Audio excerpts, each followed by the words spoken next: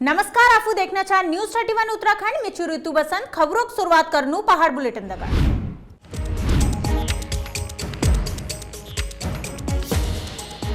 आज 20 दिन ले निजी स्कूलों की फीस माफी के लिए बेर धरना जारी है। वहीं क्रमिक अनशन में छात्र कुणाल बैठी धरना संयोजक रोहित कुमार कहो कि हमको आंदोलन में अभिभावकों के लिए पूर्ण समर्थन मिलना, जेल हमको लड़ाई लड़ने में अधिक ऊर्जा मिलना है। उन्होंने कहा कि सरकार जब तक अपन कुंभकर्णी नीति बना जगिल तब तक हमार संघर्ष जारी रोल। आज महिला संघर्ष समिति बबली वर्मा और डॉक्टर अंबेडकर मिशन और फाउंडेशन के अध्यक्ष GR टमटाल ने आंदोलन के समर्थन दी। कहाँ रहती हैं आप? उत्तर उजाला। बच्चे स्कूल जाते हैं थे? हाँ जा रहे थे। ये पूरी लॉकडाउन की फीस ले ली उन्होंने। अच्छा, कहाँ कौन से स्कूल में पढ़ते हैं? स्कॉलर्स में। स्कॉलर्स में कितनी फीस ली है? पूरी मंथली फीस ले रहे हैं, नाम ट्यूशन फीस का रखा है, सिर्फ बस की फीस छोड़ी उन्होंने। केवल बस फीस छोड़ के सारी फीस ले ली? हाँ, और स्कूल भी नहीं गए थे तो ऑनलाइन फीस जमा करवा ली, चेक भेजा था। अब पैसे नहीं है, कहाँ से देंगे? काम सारा बंद था लॉकडाउन में। तो अभी क्या स्थिति बनी हुई है? स्कूल क्या कह रहा है? फीस जमा करने के अब फिर फीस के लिए मैसेज आ गया। अभी जून में फीस जमा करिए, जून में चेक गया है। दिखाना जरा फीस। जून में फीस जमा करी है आपने? फिर फीस के लिए मैसेज आ गया। काम बंद कर दिया आज से। अच्छा, बच्चे को जो क्लासें दी जा रही थी वो बंद कर दी? हाँ, आज बंद कर दी। बच्चों को लिस्ट में नाम ही नहीं, क्योंकि फीस जमा नहीं, हमने जून आज बंद कर दी। उसके बाद से हमारी फीस जमा नहीं हो तो आज से फिर से बंद है बच्चों को सब कुछ। मैं इनके लिए बहुत ज़्यादा शुक्रगुजार हूँ कि मेरी इस लड़ाई में मेरा साथ दे रहे हैं और मुझे हौसला दे रहे हैं। और मैं इनसे यही उम्मीद करूंगा, जिस तरह से मुझे समर्थन दिया है, इस लड़ाई में मुझे मार्गदर्शन भी करेंगे और इस लड़ाई में हर कदम पे मेरा साथ देंगे। हम लोग ये कहना चाहते हैं कि देखिए, आज का बच्चा जो है कल का भविष्य है। इसको ध्यान में रखते हुए बच्चों के लिए तो रोड पे हमें बैठने की आवश्यकता ही नहीं थी। सरकार को ऐसी नीति बनानी चाहिए कि जो बच्चे, गरीब माँ बाप हैं जो फीस नहीं दे सकते हैं और अभी स्कूल खुले भी नहीं हैं, उसके बावजूद भी फीस ली जा रही है। दोबारा उसी स्कूल का बच्चा अगर दूसरी क्लास में जा रहा है तो उसकी एडमिशन फीस भी ली जा रही है। तो ये तो बहुत दोहरी मार पड़ी है। और हम यही कहना चाहते हैं इस मंच के माध्यम से कि सरकार को तुरंत जो है फीस माफ़ करनी चाहिए और जो टीचर्स वगैरह है उनकी फ़ीस के लिए भी कोई ना कोई हल रास्ता ज़रूर निकालना चाहिए। और जो हमारे स्कूल के टीचर्स वगैरह हैं वो हमारे जितने भी बच्चे पढ़ने वाले हैं उनके माता पिताओं के साथ में मीटिंग करें, बैठें, जो उनकी समस्या है उनको सुनें, उनका समाधान करें। ये आम जनता की मांग है कि शिक्षा जो है एक मौलिक अधिकार है जनता का। आज शिक्षा के नाम पर जो है इस देश में जो पूंजीवादी सरकार है वो गरीबों का शोषण कर रही है, गरीब बच्चों को पढ़ने से जो है विमुख कर रही है। क्योंकि भारतीय संविधान में लिखा हुआ है कि 14 वर्ष तक के बच्चों को निःशुल्क शिक्षा दी जाए, लेकिन जो प्राइवेट स्कूल मतलब पूरे उत्तराखंड के अंदर इन्होंने पूंजीवादी व्यवस्था के अंतर्गत निजीकरण किया है, तो इससे आम बच्चों को, जो हमारे गरीबों के बच्चे हैं, शिक्षा के अधिकार से वंचित हो गए। और सरकार चाहती है कि ये लोग अनपढ़ रहें और हमारी गुलामी करते रहें, क्योंकि पढ़ने लिखने के बाद तो आदमी जुबान खोलता है। और वो चाहते इसलिए हैं कि ये अनपढ़ रहे, ये पूरा समाज, पूरी जनता, और हमारी गुलामी करते रहें। ये आपका नाम? नेहा। नेहा कहाँ रहती हैं आप? मैं पांडे निवास हल्द्वानी, जेल रोड। तो बच्चे निर्मला स्कूल में मेरे 2 बच्चे हैं जी। तो फ़ोन, ज़्यादातर फ़ोन की दिक्कत है कि फ़ोन नहीं है, 2 बच्चे हैं तो कैसे मैं उनको पढ़ाऊँ। और दूसरा फीस ऑनलाइन वो लोग मांग रहे हैं तो नहीं हो पा रहा है। तो स्कूलों की तरफ से किस तरीके से फीस मांगी जा रही है? मतलब फीस वो लोग मैसेज कर दे रहे हैं कि आप फॉर्म की फीस दीजिए, तब जाके बच्चे को आगे क्लास में एडमिशन दिया जाएगा। अच्छा, रिन्यू क्लास करी जाएगी प्रमोट करने के लिए फीस मांगी जी जी। तभी उनका फ़ोन ऑनलाइन वो सबमिट कर रहे हैं, नहीं तो नहीं कर रहे हैं। आज हमारे धरने को 20वां दिन है और लगातार हमारा धरना जारी है, जिसमें कि आज भूख हड़ताल का भी 8वां दिन है। और आप लगातार देख रहे हैं, आप भी हमसे जुड़े हैं और आपके माध्यम से हमारी खबर जो है जनता तक पहुंच रही है। आज हमारे साथ जो हमारे महिला विकास समिति ने हमको समर्थन दिया है, लगातार ग्राम प्रधान और तमाम मेरे पार्षदगण, मेरे बड़े भाई लोग और तमाम जो संगठन के लोग हैं हमें समर्थन दे रहे हैं लगातार और इस लड़ाई में हमारी मदद कर रहे हैं। और जैसा कि आपको मैं पुनः कहना चाहता हूं कि सरकार यदि शराब माफियाओं का कर्ज माफ़ कर सकती है। सरकार यदि जितनी भी एक किराए की दुकानें चल रही हैं इनका 50% का टैक्स माफ़ कर सकती है। तो क्या वो जो बच्चे पढ़ रहे हैं, जो आने वाला कल है, हमारा फ्यूचर है, और जो गरीब अभिभावक है, क्या उनका कर्ज माफ़ नहीं कर सकते या उनकी पढ़ाई में उनको राहत नहीं दे सकते? और उसी तरह से जो टीचर्स हैं जो बेचारे लगातार परेशान हो रहे हैं, उनको भी जो स्कूल प्रबंधक हैं उनको तनख्वाह देने में बहुत परेशान कर रहे हैं। तो मेरी राज्य सरकार से यही गुहार है कि वो जब तक स्कूलों की फ़ीस माफ़ नहीं कर देते हमारा धरना जारी रहेगा। और जो टीचर्स हैं जो उनको पढ़ाई करवा रहे हैं उनको भी वो राज्य सरकार में राहत कोष से उनको जो है सैलरी देने का कार्य करे। तो ये सर्वविदित है, हर व्यक्ति भली भांति परिचित है कि कोरोना किस कदर अपने पांव पसार रहा है। लोग दुकान पे बैठे हैं, दुकान का खर्चा चलाना तो बहुत दूर, दुकान का एक खर्चा भी नहीं निकल रहा है, पूरे खर्चे की बात तो बहुत दूर है। बड़ी गंभीर स्थिति है। ये स्थिति खाली हल्द्वानी की नहीं है, पूरे विश्व की है। हर व्यक्ति इससे पीड़ित है। हम सरकार की स्थिति समझ रहे हैं। सरकार भी 130 करोड़ की जनता उसके सामने खड़ी है, लेकिन हम सरकार से रिक्वेस्ट कर सकते हैं, हम सरकार से हाथ जोड़ के विनती कर सकते हैं कि ऐसी भयानक स्थिति में जब आदमी के सामने रोजी रोटी का संकट है तो फीस माफ करना कोई बहुत बड़ी बात नहीं है। ये सब उनके हाथ में है। सरकार फीस माफ कर सकती है। एक सरकार का भी अच्छा संदेश जाएगा, जनता में एक अच्छा मैसेज जाएगा, जनता खुश होगी।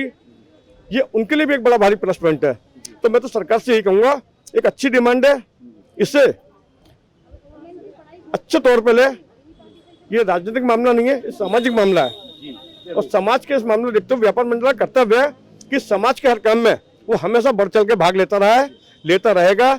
समाज से संबंधित कोई भी डिमांड होगी, व्यापार मंडल हमेशा तन मन धन हर तरीके से उस काम के साथ है जिसमें समाज का हित हो रहा हो। ये थे व्यापार मंडल से योगेश शर्मा जी, जिनका साफ तौर पर सरकार से गुजारिश की है कि जिस तरीके से सरकार औरों को देख रही है, अन्य व्यापारियों को देख रही है, व्यवसायियों को देख रही है, बड़े बड़े व्यवसायियों के कर्जे माफ़ किए हैं, उसी तर्ज पर कहीं ना कहीं माता पिता को, एक घरेलू इंसान को, एक घरेलू गृहिणी को राहत देने की बात जरूर उन्होंने सरकार से गुहार लगाई है। और ये जरूर कहा है कि सरकार अपनी जिम्मेदारी समझे और उस गरीब माता पिता को कहीं ना कहीं एक फीस के तौर पर राहत जरूर दे। मैं सोच रही हूँ जब रोहित भाई इतना बलिदान दे रहे हैं हम लोगों के लिए, हम उन्हें क्यों ना सपोर्ट करें। इतने मतलब ऑनलाइन पढ़ाई तो वो दे ही रहे हैं, रोज बच्चों को इतना काम दे रहे हैं कि बच्चे नहीं कर पा रहे हैं। जो चीज़ उन्हें पढ़ाई नहीं वो बच्चे कैसे करेंगे।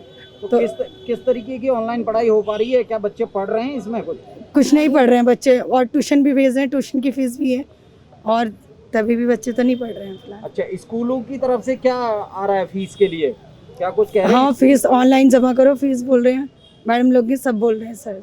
अच्छा, सब लोग दबाव बना रहे हैं, बोल रहे हैं कि फीस जमा करो ऑनलाइन। मतलब ये है कि लॉकडाउन की वजह से सारी ऑनलाइन पढ़ाई हो रही है जी, ठीक है। उसमें हम कहते हैं कि फीस का ये, तो मैंने बताया कि मेरा फ़ोन ख़राब हो रहा है, तो बोल रहे हैं एक फ़ोन अरेंज कर लो। मेरे पास कीपैड भी सेट में चलाती हूँ, उसमें भी मैं पैसे जैसे नहीं डालती हूँ, तो मुझे क्या नाम टच वाला फ़ोन लेके वो कहते हैं कि फ़ोन एक अरेंज कर लो। पैसे तो इतनी जल्दी होते नहीं, फीस भी दे रहे हैं हम, ट्यूशन फीस भी दे रहे हैं, इसमें ये कह रहे हैं कि फ़ोन भी अरेंज कर लो फीस के लिए।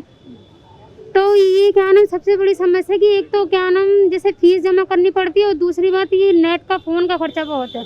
पहले कहते थे बच्चों को दूर रखो, बच्चे रात और दिन फ़ोन से चिपके रह रहे हैं, हमें भी क्या नाम उनके साथ बैठना पड़ता है सारा काम धंधा छोड़ के, ये हो रहा है। और ऑनलाइन क्या नाम पढ़ाई बिल्कुल समझ में नहीं आ रही बच्चों को। जब हमें कोई क्वेश्चन टीचर पूछती है, जब हमें समझ में नहीं आ रहा तो बच्चों को क्या आंसर देंगे बच्चे। और जब क्या नाम जैसे कोई भी है क्या नाम गूगल मीट पे क्लास हो रही है, जब बच्चे मतलब 5-10 मिनट ठीक से बैठते थे, अगर मैं अगर हट जाती हूँ तो बच्चे फिर बैठते ही नहीं है। उनके पास आज कमाने को रोजगार नहीं है, खाने के लिए राशन नहीं है, और फिर भी स्कूल ये दबाव बना रहे हैं कि आप अगर बच्चे को फीस जमा नहीं कर सकते तो बच्चे को कहीं और शिफ्ट कर लें। इस तरीके की शायद शिक्षा नीति उत्तराखंड में बनाई गई है। शायद यहाँ के माता जो भी हैं, जो बड़े अधिकारी या बड़े नेता जो हैं, वो यही देखना चाहते हैं कि उत्तराखंड का जो बालक है, जो बच्चा है, वो शायद अशिक्षित रहे। इस ओर ज़्यादा ध्यान देती है सरकार कि उत्तराखंड के बच्चे पढ़ ना पाए। अगर एक अच्छी सोच के साथ आगे बढ़ती तो जरूर कुछ न कुछ आज इन लोगों को 20 दिन से धरने पे नहीं बैठना होता। अगर सरकार की मंशा एजुकेशन को लेकर, शिक्षा को लेकर अच्छी होती तो शायद इस तरीके से लोगों को सड़क पे नहीं आना पड़ता। और जिस तरीके से एक माता पिता, एक अभिभावक का दर्द यहाँ निकल के आया है, ये दर्द शायद कहीं ना कहीं नहीं बाहर आता और इनको कुछ न कुछ राहत जरूर मिलती। काठगोदाम नई बस्ती क्षेत्र में हुई सट्टाबाजी और अन्य गैर कानूनी कामों के लिए धरने में बैठी सामाजिक कार्यकर्ता बबली वर्माल आज पुलिस महानिदेशक के ज्ञापन सौंपा। बबली वर्माल कौंच की पुलिस प्रशासन द्वारा क्षेत्र में चल रहे अवैध कार्यों पर लगाम न लगाई जाने, क्षेत्र में हुई अपराध, नशे कारोबार, अवैध खनन, सट्टा आदि की रोकथाम के लिए बबली वर्माल आज एसएसपी सुनील मीणा से मुलाकात करे। जवाब में सुनील मीणा जल्द कार्रवाई का आश्वासन दे और कहा कि और लोगों के लिए आफत प्रेरणा ले पुलिस एक मदद करना चाहें और समाज में जागरूकता फैलाना चाहें। देखिए, काठगोदाम क्षेत्र में आज कुछ महिलाएं आई है जिन्होंने आरोप लगाया कि वहाँ पे नशे की और सट्टेबाजी की घटनाएं बढ़ती जा रही है। इसको हम लोग जांच करवा रहे हैं। एसपी सिटी साहब को इस मामले की जांच सौंपी है। जो भी इसमें तथ्य निकल के सामने आएंगे, अगर सूचना में सत्यता पाई जाती है तो निश्चित तौर पर जो भी हमारे अधिकारी कर्मचारी इसमें शामिल हैं उनके खिलाफ कार्रवाई की जाएगी। तो अगर किसी द्वेषपूर्ण भावना से अधिकारी कर्मचारियों को डिमोरलाइज करने के लिए दी गई है तो निश्चित तौर पे जो शिकायत करता है उनके खिलाफ भी आवश्यक वैधानिक कार्रवाई की जाएगी। सर, कहीं ना कहीं पुलिस विभाग पर इस तरीके के गंभीर आरोप लगना, वो भी एक सीनियर अधिकारी पर, कहीं ना कहीं दुर्भाग्यपूर्ण नहीं कहा जाएगा इसको? देखिए, पुलिस के ऊपर आरोप लगते हैं, उनकी जांच की जाती है। कई बार वे द्वेषपूर्ण होते हैं, किसी की व्यक्तिगत समस्या को लेके भी और करते हैं। कोई तथ्यात्मक सूचना जब होती है उस पर कार्रवाई की जाती है। तो दोनों ही चीज़ें हैं। हो सकता है इसमें हमारे कुछ कर्मचारी जो है उनकी लापरवाही हो या शिथिलता हो कार्य में। सभी मामलों की सभी एंगल से जांच की जाएगी और जो भी तथ्य सामने आएंगे उसी के अनुसार अग्रिम कार्रवाई की जाएगी। बागेश्वर छात्र संघ पदाधिकारियों ने बीते दिनों अल्मोड़ा अस्पताल में भई लापरवाही के संबंध में एसडीएम के माध्यम बटी उत्तराखंड के राज्यपाल के ज्ञापन भेजो। छात्र संघों कहा कि यह अस्पताल डॉक्टरों की लापरवाही छ, जैक चलते यह गर्भवती महिला के पुरजान गवान पड़े। उन्होंने कहा कि जहाँ एक और समाज में डॉक्टरों के भगवान दर्जा दी जा रहा तो वहीं दूसरी ओर यस डॉक्टर लक्षण जिन्हें वजह मासूम पीड़ित इलाज के लिए तरस नहीं। उन्होंने डॉक्टरों की लापरवाही की निंदा करते हुए संबंधित डॉक्टर और प्रबंधन समिति के खिलाफ जांच की मांग करे। साहब को हमने ज्ञापन दिया, इसमें बीच में विगत एक साल हो गया है जिसमें अल्मोड़ा में ऐसी घटनाएं अस्पताल में घटती जा रही है। पूर्ण तरीके से शासन इसमें पूरी लापरवाही से काम कर रहा है, जिसमें बीच में एक प्रसव, जिसमें एक गर्भवती महिला की पूर्ण रूप से वहाँ पर जांच, उसको दर दर तक भटकाया गया और वहाँ पर उसकी जांच न की गई, जिससे उसकी मौत हो गई वहाँ पर। जिससे पूरा छात्र संघ बागेश्वर को पूरा आक्रोश है कि उसकी पूर्णतः जांच नहीं हुई।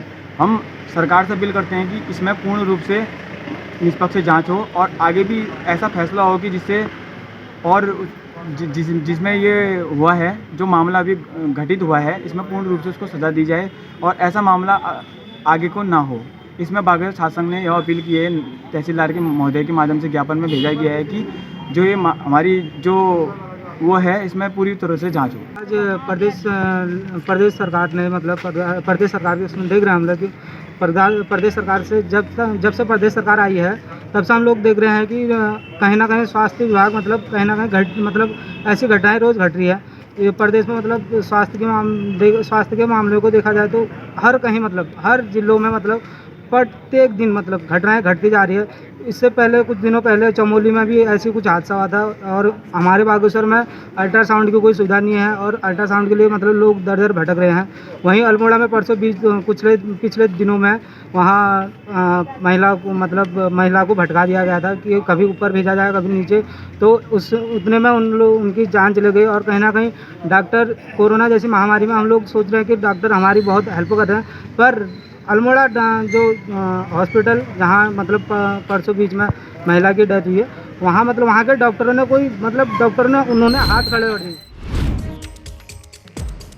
बागेश्वर जिले में भारी बारिश के चलते गरुड़ ग्वालदम सड़क मार्ग जग क्षतिग्रस्त है गए, जो ठुल दुर्घटनाओं के दावत दिने। जानकारी के मुताबिक ग्वाड़ पजेड़ा पंचायत घर के पास सड़क के एक हिस्से भूकटाव होने कारण खिसक गए और सड़क भीतर की तरफ धसन लग गए। या स्थानीय लोगों को कि सड़क पर लगातार दुर्घटनाओं का आशंका बन रहे। वहीं उस सड़क में 24 घंटे हजारों की संख्या में नंग ठुल सब तरीके के वाहन आवाजाही करनी, साथ ही या स्थानीय लोग ले अपन कामकाज ले जी पैदल आवाजाही करनी। या स्थानीय लोगों को अपील करे कि संबंधित विभाग के जल्द से जल्द सड़क के सुध लेन चैन।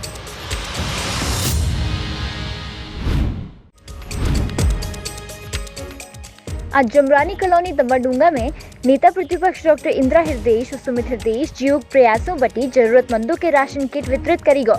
नेता प्रतिपक्ष आश्वासन दे कि जरूरत पड़न पर अगिले उन जनता के साथ है। ये दौरान ब्लॉक अध्यक्ष राजेंद्र सिंह बिष्ट समेत कई जनप्रतिनिधि उपस्थित रही।